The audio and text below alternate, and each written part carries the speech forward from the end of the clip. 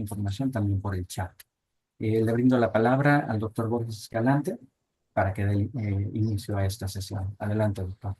Y adelante con la transmisión simple. Thank you. Good morning. Welcome everyone to this seminar of Generative Artificial Intelligence for Education. We are very pleased to have a great speaker this day, Dr. Deniz Iren. Thank you very much for agreeing on lecturing this keynote, Deniz. Before giving the word to Deniz, I'm going to present him.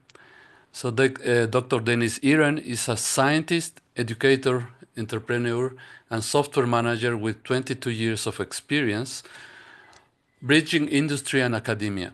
Currently a tenure associate professor at Open Universiteit, his research focuses on human AI alignment, examining the convergence of cutting-edge computer science, technology, and ethics. His academic interests span artificial intelligence in education, human-computer interaction, and artificial intelligence ethics. And he's a founding member of the Special Interest Group on Artificial Intelligence for Education under the European Association of Technology Enhanced Learning. Recognized for his contributions to educational innovation with the Comenius Teaching Fellowship in 2023 and an Education Product of the Year Award in 2024. He teaches machine learning and data science courses across both undergraduate and postgraduate programs.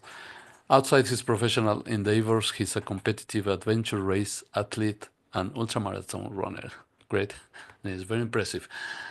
Deniz, thank you very much. And please, you can start whenever you want. Thank you. Thank you very much. Thanks for the nice introduction as well. I'm not used to getting this long introductions in the beginning of the speech. Thank you. Thanks for the invitation and for your kind words. Okay, good morning, everyone. Well, in this talk, I'm going to introduce you one of our cool projects about Gen AI usage in education. It is called the Augmented Reality Tutor. In short, we call it ART. So it's basically a virtual tutor that uses large language models to help students in their learning activities. And I'm going to give you more information about it.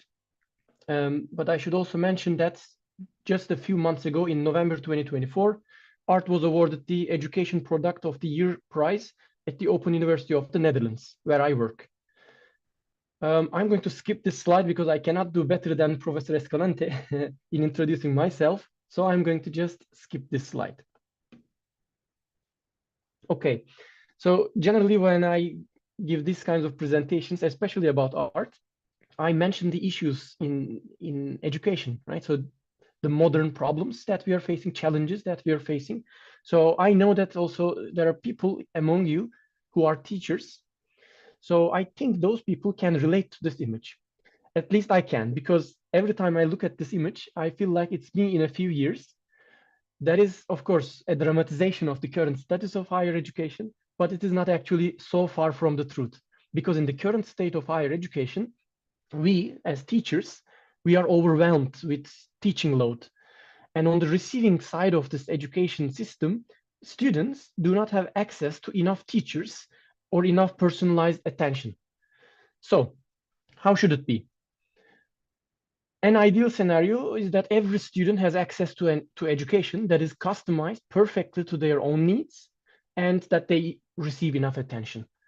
But of course, this picture resembles a high quality education scenario, but it is not scalable. Let's talk about another scenario. You know, nowadays it is possible to learn about any topic online. So there are many information sources, such as YouTube, podcasts, blog posts, websites. Of course, this is indeed scalable, but the content is not curated and not generally of high quality. So there is no cohesion between these. You can find bits and pieces of information and educative content, but because it is not curated, it's not actually having a pedagogy and addressing the learning needs of an audience. So in conclusion, I have this bold claim that quality education is not scalable.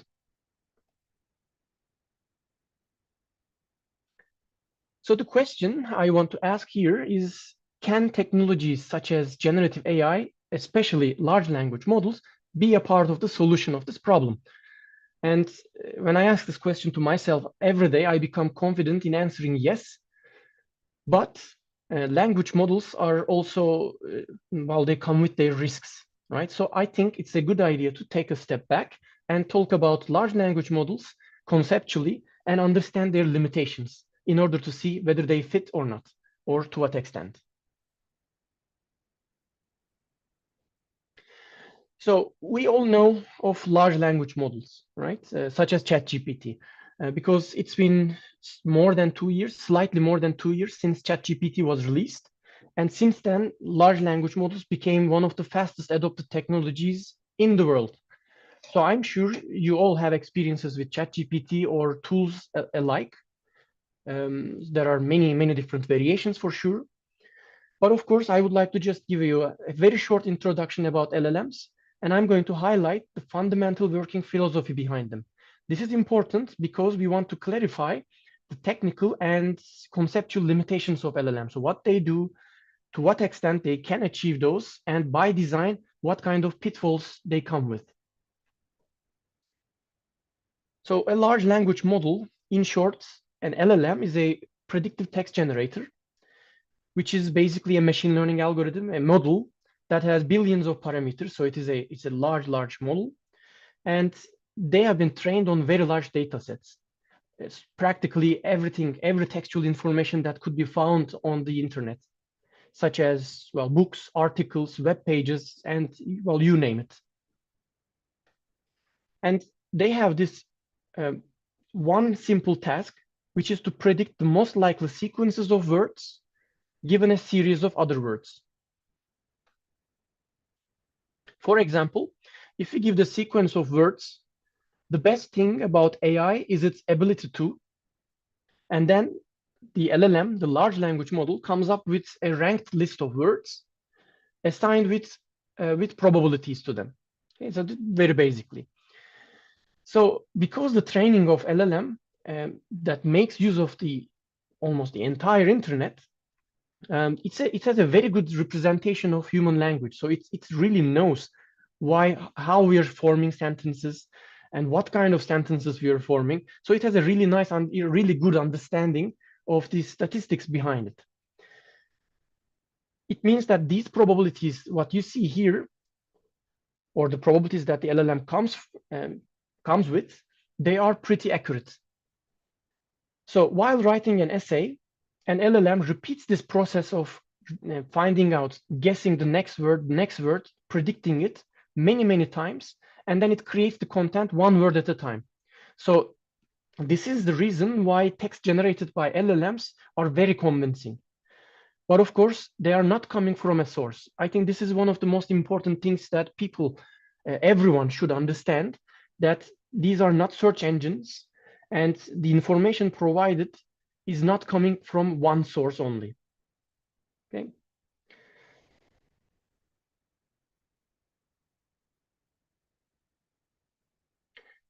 So just like I said, they are very plausible in generating text content, but they have several limitations that we as educators, or you as students, must consider when using LLMs.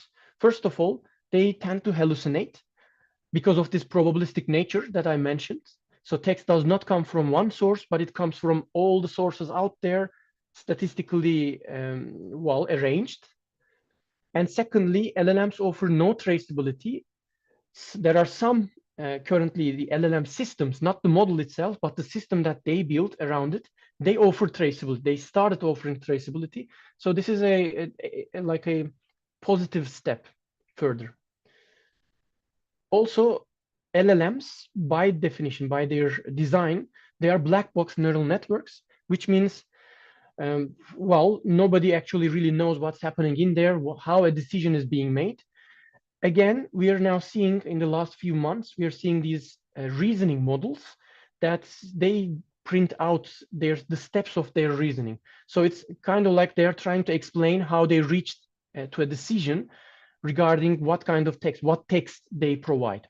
So the field is definitely going there. There is a large amount of research going on in identifying what is being done within these black box networks, not only in LLMs, but in AI, in the entire AI field.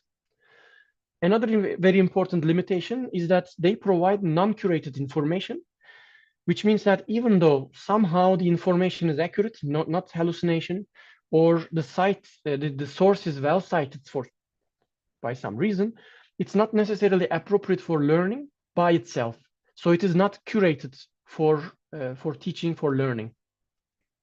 Finally, there is also this risk to privacy and intellectual property protection, because when a student has access, engages in a conversation with an LLM, then that information has the risk to go to the model provider. For instance, if you're using ChatGPT, then the text definitely goes to OpenAI. There are some models that could be deployed in in your own servers or your own computer, but then you need to have a pretty strong computer. Okay, so what is a hallucination? I think you probably have encountered things like this quite a lot, lots of examples. So when I ask ChatGPT, by the way, I should also mention that this is the unpaid version of ChatGPT, because the paid version, I think they had worked quite hard in evading these generation of hallucinations. So it is working quite well with the paid version. But if you go and ask the free version, still you'll encounter quite a lot of hallucination. Anyway, so when I just give my name and I ask who Deniz Iren is, and then it says that I'm an astronomer. So I'm really, it's a fascinating subject, but I'm actually not an astronomer. So these kinds of things are not factual, and they are just generated from the textual information out there. What's also more interesting is that when you say, hey, this is not correct, then in order to make it more plausible, it also insists, or maybe just takes apologizes and comes up with yet another convincing story. So these are all very interesting behaviors of large language models that are actually threatening, actually creating risks for educative usage. The second issue that I mentioned, now I'm going to go a little bit more in detail, is the lack of traceability. Because the answer does not come from a source, it cannot provide sources. Nowadays, there are these architectures like retrieval augmented generation, which means that there is this textual information, which might be a website or a book or something like that, which is encoded with the weights of the large language model. And thanks to that, there is a source. So what the LLM does is to vectorize the content and put it in a database, then find that content when the user asks something similar to something that requires the information to be retrieved from that content. And when the information is retrieved, the generation function is not done on a broad set, but it just comes from this. We can assume that it's a valid source. It's just one source. It comes from that source. Therefore, it is possible for LLMs to provide the reference to the original article. So the field is definitely going in the right direction, but these days we still need to be careful. As I mentioned before, these are deep learning algorithms having billions of parameters and layers. They are not really designed to be understandable even by their developers. So as I said, there are lots of research going on about the explainability of black box algorithms. Is there an example here? Let me see. Yes. So in the latest models out there, the reasoning ones, if you ask a question to a reasoning model, then before even generating the content, the model provides you with these real-time steps of the thought process, if you will. So yeah, for instance, if you take a look at this text, it starts by saying that the user asked for this, and then I created that. So step by step, it is kind of explaining the steps of how to generate this content. Another aspect is that all large language models are general purpose, and they are not really actually tailored for addressing the specific needs of education context. So it's not a good idea to leave students alone with a language model alone in their studies, but it's also not a good idea to just prohibit the use of language models. And when this was first the case, when I think the students just discovered that they can generate essays with large language models easily, that was quite a shock for the educators. And many universities started by saying, hey, you cannot use GPTs, you cannot use large language models, this is banned, this is prohibited, it's cheating. And now people are getting more accustomed, and we're also realizing that for sure this is a risk, but it also provides a lot of opportunities. So it's a constant 24/7 available sparring partner. You can have ideation sessions with it, you can have talk while you just provide your homework and get feedback from it instead of just assigning the homework to it. So there are really good ways of using GPTs, which is very useful for education. But again, provided that the user, whether it is the student or the teacher, the user needs to know about the limitations and also have the learning as the goal. Otherwise, just assigning the homework or the essay to the LLM does not help anybody. All right, the last point that I want to make about this is that there is an issue about privacy and IP protection, especially in Europe. There are quite harsh regulations here, and now we have the AI Act as well. So there are a lot of regulations that these language models, these general purpose AI, should abide by. Yeah, one more time, maybe students, when they engage in a conversation, the information, what they type, goes to the LLM provider. And there is also the intellectual property protection issue.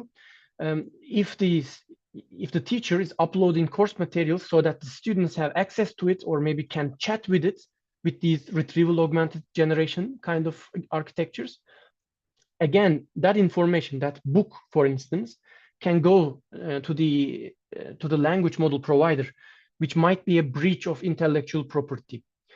So these are important things to consider. On this slide, I prepared this, I think, the last month. On this slide, you see on the left side, the local the models that are possible to deploy locally. And on the right side, these are only available on the cloud. So if you have conversations with those, then they go to the cloud. Okay, here I have a slide which I generally wrap up what I have been saying, maybe very quickly. From an education institution perspective, teachers are a scarce resource, and institutions must keep an innovative profile. So they should say that, hey, we are using AI in education in a very good way. So that's very good for their reputation. And they are also responsible for protecting the privacy and the content IP. And from the teacher side, well, they are overburdened, and there is this uncontrolled AI usage by students. It threatens the way that they are hoping to deliver their courses. Also, there is the valid concern of AI taking jobs away. We already started seeing something like that happening with software engineers. So junior software engineers are constantly being replaced by AI, as they say, in the large organizations. So it is definitely threatening.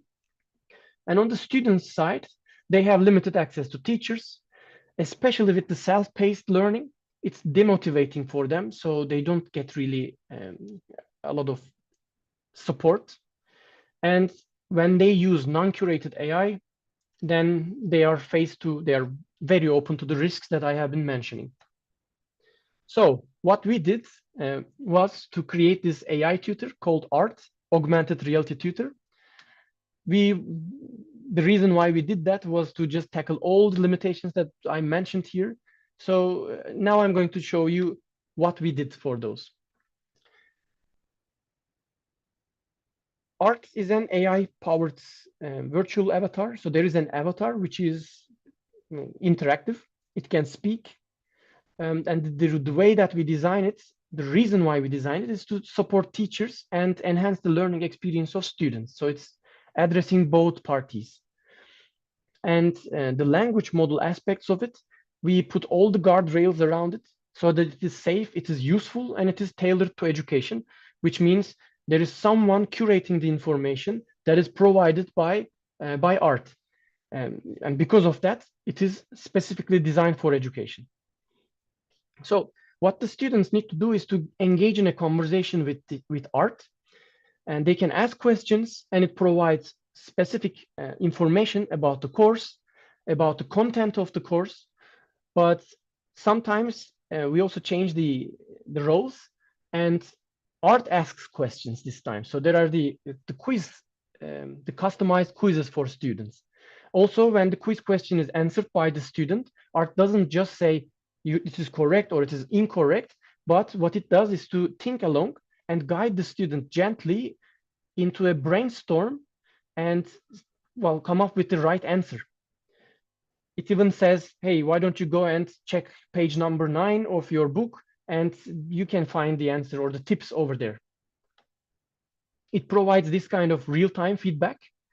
Also, when asked, simplifies the complex topics. And it's also possible, of course, to summarize videos and book chapters that are long. This is the actual student user interface of art. And there are 3 interaction modes. You see here, yeah, so these can be toggled. Text only, avatar only, and both of them together, just like what you see here on the slide. And the interaction takes place just like a natural conversation. And it can be in many languages. So you see the first question is in Dutch, and the second one is in Turkish, which is my mother tongue. And it offers these options to use different language models. Now we are not offering this option to the user, to the student user anymore. This is like an old screenshot, but that choice belongs to the teacher and the administrators of the university. And I'm going to explain why. Another very important feature of art is that it gives references to the information source. And when the user clicks on this, they get a very long report about it. So the copied part, the pieces of information, where it comes from, and so on. This enables traceability and fact-checking. Art also has this so-called quiz mode. Well, a student can just answer the quiz mode by saying that they want to go to the quiz mode, and art starts asking questions to the student. And then when the student gives an incorrect answer, art offers clues instead of just giving away the answer itself or just saying yes or no. And the quiz questions come from various sources. Every time a course material is uploaded to art by the teacher, art automatically generates candidate quiz questions. And the teacher has full control over those questions. So the teacher can go and check the candidate questions, approve some of them if they wish, or just not do anything so that it does not display, it's not displayed to the student.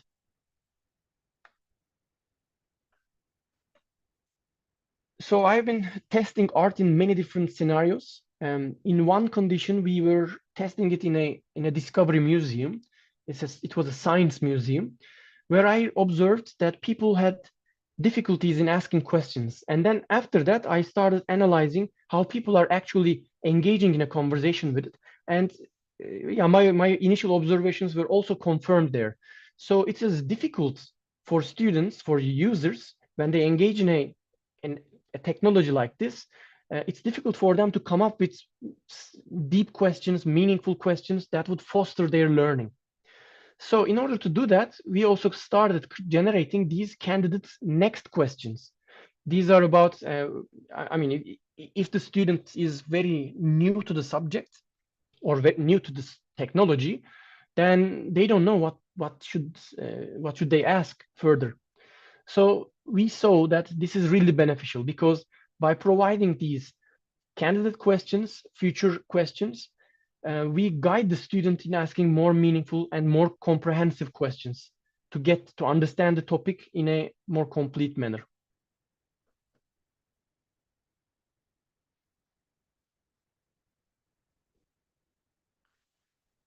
one of the most valuable effects that we want to create with art and technologies like this is called mass personalization. So we want to individualize education for people, for individual students, but we also want to address everyone, right? So that's why it's called mass customization, mass personalization.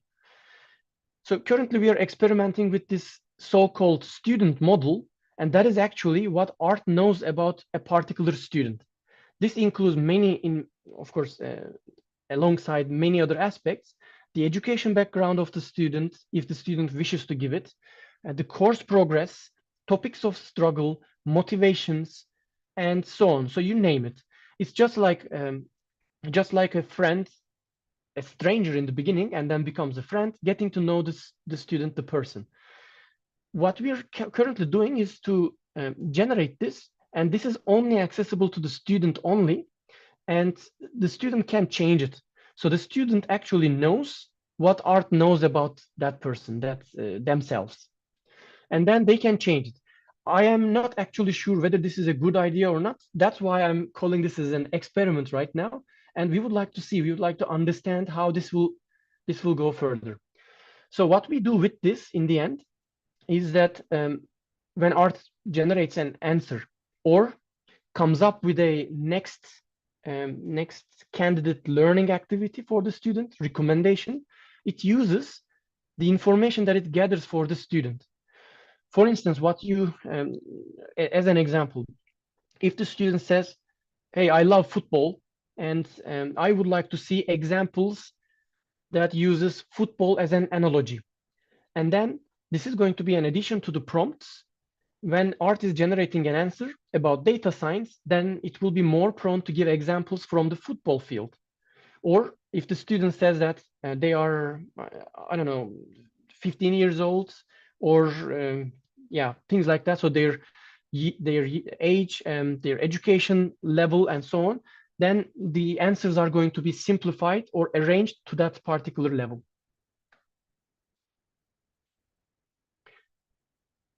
Of course, we wanted this to be very accessible. So it is model agnostic, which means it does not depend on one particular model, but it's independent of language models. So it supports almost every model out there that is mainstream. Also, art supports natural communication. We have speech technologies. It can speak and understands speech of the students. It's also platform independent, which means no app required. Any device that can run a browser, a modern browser, can also work art. It can be a laptop, tablet, or whatever. Even virtual reality goggles. So we also tested it with virtual reality goggles and also augmented reality, and that's where the name comes from, actually. So we want to make this an augmented reality tutor, something like when the goggles, these glasses that provide augmented reality, when they become mainstream, we want art to be ready for this. Also, thanks to the local model architecture, art offers the intellectual property protection and user privacy, because we put this on our servers. Also, it is possible to deploy it on the particular university's servers, so that the information does not actually leave the premises of the university. Art has a teacher user panel where the teacher can easily integrate the course content, such as, the books, YouTube videos, reading material, and so on. Currently, we are trying to come up with more video types as well. And also course information. For instance, the student could ask, when is my next lecture? When is my homework due? So that kind of course information and curriculum. Also quiz banks. This is not necessary for the automatic quiz generation, but it is also possible to include quiz banks and rubrics, because art is going to use the rubrics in order to give feedback to the quiz answers of the students. Also, what we want to do, that's our main goal actually, is to capture the pedagogical model, the way that the teacher wants this course to be taught. whether it is an adaptive learning approach or problem-based learning, we want to also capture this. That's something that we are heavily working on right now. And I hope I'm going to be able to report really good results about it in the near future. But of course, there is also another functionality which we want very soon. We're also working on this. That's to synchronize the content with these learning management systems, because we don't want the teachers to upload things that are already curated out there on an information system over and over again.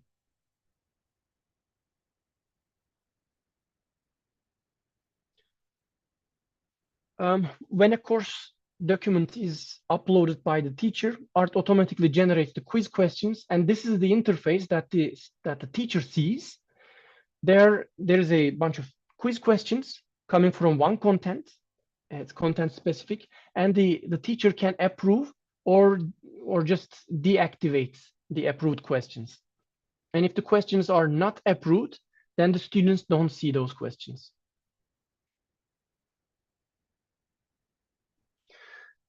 Surely there is this, the reports that we can generate for teachers. That is an amazing benefit that we can generate with ART. It's now under construction, so we are working on this. But imagine, I mean, every student is working with ART regarding your course, and you get to learn from the field, learn from their actual learning activities. Which questions are being asked more?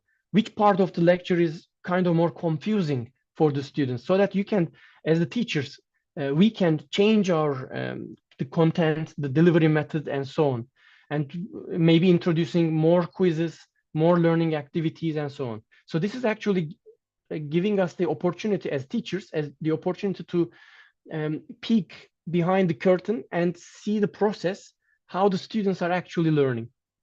So I'm very hopeful about this as well. We also made ART in a way that it's almost every aspect of ART is configurable. The teacher of the course can make these advanced configurations to determine the behavior of the tutor. For instance, the teacher can decide if ART recognizes, detects hallucination in the generated content or harmful contents. So they can just change the behavior of the tutor. For example, the teacher can say, hey, ART, if you somehow detect hallucination in the answer that you generated, stop and don't say anything. And this is not only about hallucinations, but also about, well, if the student asks a question that is outside the scope of the course, as the teacher, do you want ART to give an answer to that or not? Sometimes some teachers want it and some teachers don't. In most cases, we know that it's, well, it is important to give the opportunity so that it stops and it doesn't discuss things outside the lecture, outside the course content. Of course, it's also possible to pick many different models, and some of them are online models and some of them are offline models. Offline meaning that they are on our servers, which means if somehow the education institution is in agreement with the servers, then that never leaves, that never goes to a third-party provider. Maybe I should also mention that we are using this retrieval augmented generation, but also agentic flow. Agentic flow means that we have multiple agents, multiple large language model agents that are working in concert to each other, so they're working together. For instance, one does generation, one does retrieval. The user asks a question and an agent goes and finds the relevant aspects, the relevant sources to generate the content, and another agent does the generation. After the generation, one agent checks the hallucination, whether there is hallucination or something like that. Another one checks for harmful content, whether it generated something like this. And if there is harmful content, that also depends on the choices of the teacher. The reason why we gave this opportunity, this option to teachers, is that sometimes in their lectures, they have to discuss certain things that are deemed harmful.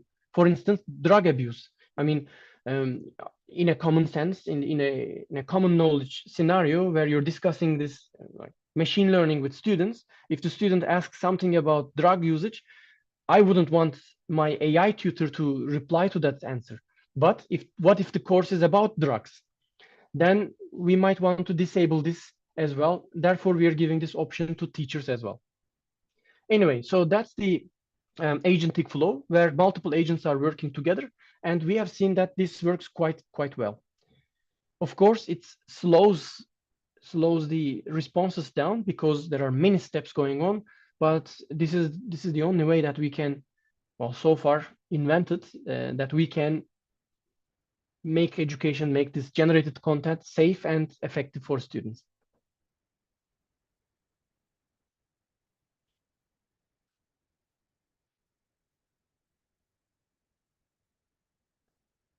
On the course page, a teacher can add a resource to the course and Art immediately starts embedding. So these green buttons you see, they don't start as green. So we just make the color change.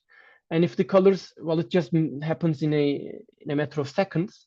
Even with large documents such as books, 400 pages can be encoded, embedded in a few seconds, basically.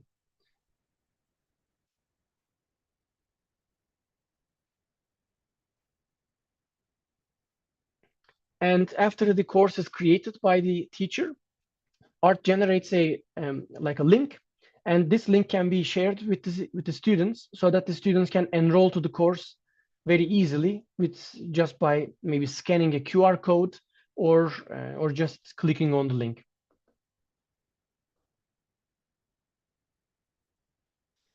We are also providing the explainability, just like I described before.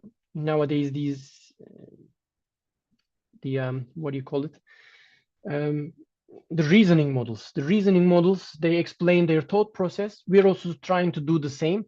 Every step of this agentic flow is explained in a way that it makes it possible to diagnose if something goes wrong, or we can just see the bottlenecks. So which one takes longer and which aspect is more performing better, performing worse, so that we can focus our efforts to make it better.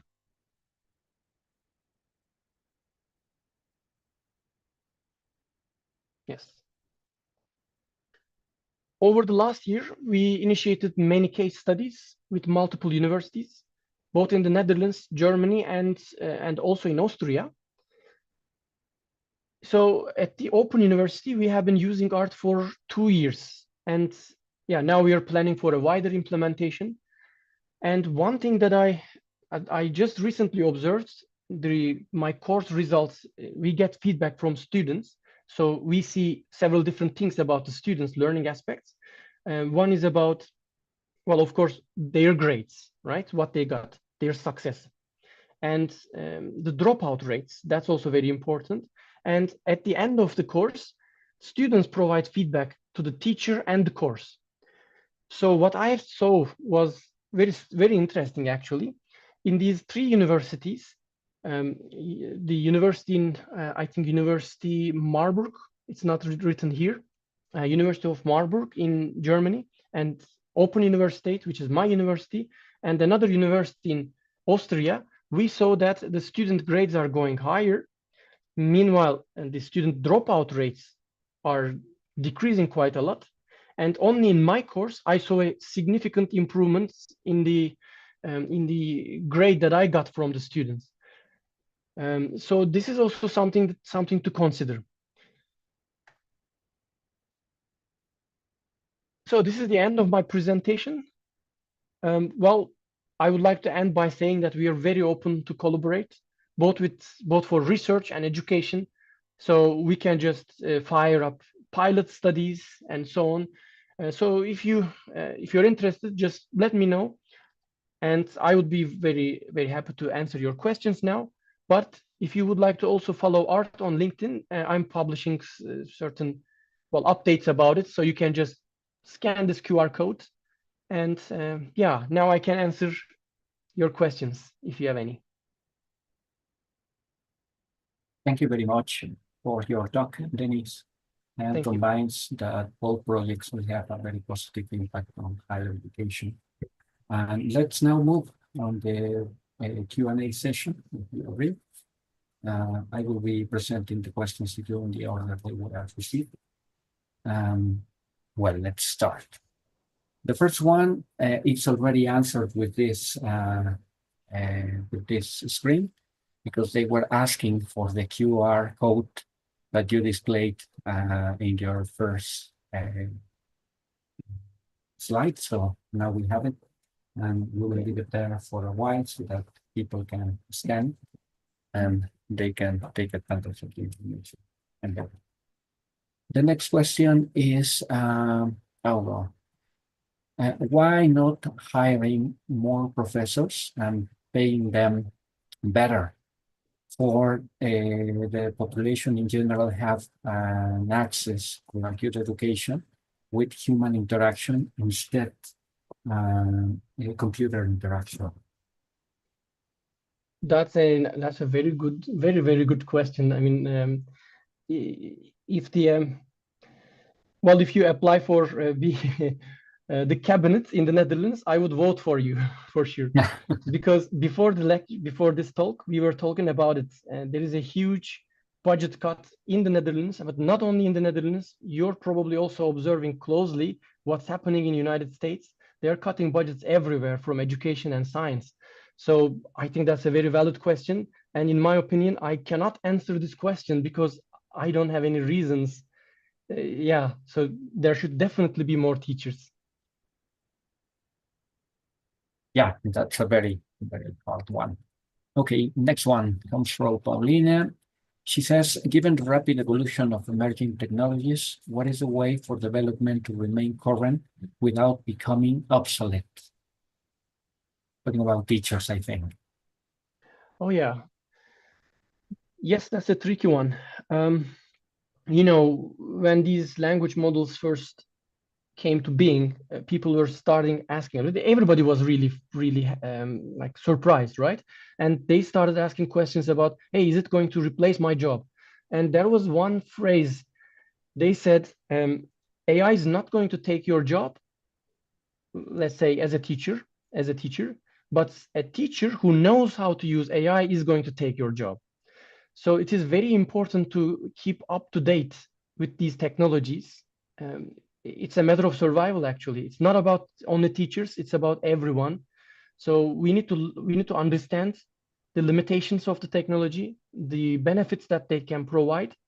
And that is the way that, we continue, basically. I hope this answers the question. I think it does. Okay. Let's go for the next one. Dr. Irene Durante says, how long did it take you to develop art, and what disciplines participated in the design and development? Yeah, well, it was a very ongoing process. We had many iterations. I started developing this in 2022, at the end of 2022, but that was just a student project where there was one student and we were working on it. And then, that student also worked quite extensively in the end. So we continued just 2 people, and the avatar was built by, the 3D avatar was built by another student. So yeah, that's it. It's like less than 2 years, let's say. Great. What was the second part of the question? Maybe there was a second part of the question, right? Yeah, what disciplines participated in the design and development? Only. I think all 3 of us were computer scientists. So this is, but of course, I mean, in those iterations, we held so many participative design sessions with students, with teachers, and teachers from psychology, from mathematics, from computer science, and a lot of disciplines. Completes the question. Next one comes from Rocio Hernandez. She says, hi, Deniz. Wow, this is mind-blowing. I wonder if anyone is already working with you in using art as a therapist. My name is Rocio Hernandez. Yeah, I mean, that's what they say in the Netherlands. It's a different animal. So yeah, I use it as a therapist for myself, but I don't recommend it to anyone else. So that's designed as a tutor, and all the prompts that we are generating, that we are creating for this, is for learning perspectives, is for learning purposes, not necessarily addressing mental issues or personal stuff like that. As a matter of fact, I'm telling my students not to share things that are personal, because in the end, that can be recorded somewhere and so on. Okay. Next one comes from Sophia Ixchel. He says, are you planning to commercialize art? Yes, we have an ongoing grant application now, and just 2 days ago I had an interview, so we reached to the second phase, and we are going to apply for this what do you call this, Y Combinator next month. So hopefully there will be a company around it. Congratulations. Thank you. Next one. Has it been proposed the possibility that students solve exercises proposed by the tutor? What does it mean, you think? I think it means that if you have considered the possibility that the tutor, that art, proposes exercises to students so that they can solve them. Yes, definitely. I mean, the quiz questions are like that. And also we have these, the recommended next learning activities.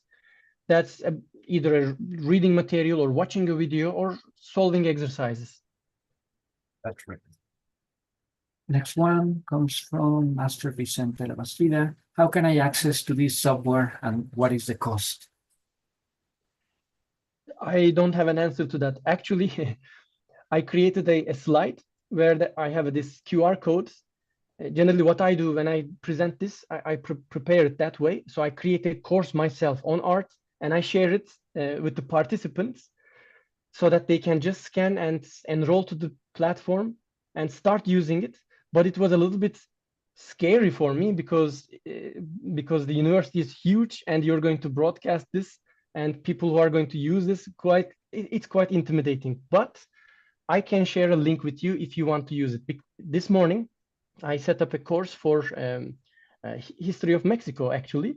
So I copied 3 different articles from Wikipedia, kind of curated a little course so that you can ask questions about the history and art, Mexican art, and so on. So I can share that link with you just to see. And I can also keep that open for a few days. Then I will bring it down. Is that good for you? I think that will be great. Excellent. Then I'm going to provide it to you hopefully now. This one is a long one. Let's see. Why do you consider that the ideal scenario is one teacher for each student? From which theoretical perspective is this idea supported? I believe it is important to discuss this because it seems to be an assumption you're working with, as if it were an established truth. In reality, there is much to consider about this assumption and what it means from an educational perspective. I will stop there because the other part of the question, I think it's a second and third one. So what do you say about this? Yeah, I think it's a very good question. For sure, all the assumptions that we do must be tested somehow, but these are, I mean, private tutoring is known to be very effective for sure. And probably the only reason why we are not doing this at a mass scale is that we cannot, due to resource limitations. We don't have teachers, personalized teachers for everyone. But there is also aspects that are social learning, because humans are social learners. So you just don't learn only from a teacher or only from one source, but you learn along with a group. So there is also this group discussions and so on. It's a very valid question. And we are also designing it in a way that it addresses problem-based learning. And in problem-based learning, especially Maastricht University, where I live now in Maastricht University is in close proximity, and they're engaged, they're leaders in this problem-based learning, where you have small groups of people, they discuss and they learn that way. So we are also creating, we are testing art in that scenario where art facilitates the discussion. So it's not actually giving answers, it's not actually trying to teach something to the student, but it facilitates the discussion so that the group learns together. So that's why I think that the question was very valid. And yeah, thank you very much. Okay, next one comes from Marina Piskowski. She says, could we consider a mediating agent for learning where several students participate in the discussion around a challenge, problem, or trigger questions? Yes, that's the answer that I gave, right? Yeah. Just now, right? Yeah, exactly. Next one, have you measured art's performance in different subjects? No, I mean, we just deployed it twice in my course, twice in 2 universities in Germany, and one time in Austria. So currently, multiple other universities started using it, but the thing is, I mean, what I can have access is at the end of the course, and these are not really short times, right? A few months. Every few months, I'm getting some feedback, and based on that feedback, trying to address the shortcomings. So it will be there for sure. And what I'm trying to achieve here, and we are preparing a publication about it as well. So we will just share the early observations, but we are also creating this massive experimentation, massive observations, and empirical research regarding how people are actually engaging in conversations with AI tutors. So yeah, pretty soon I'm going to have quite a lot of data that I can share. Great. Next one.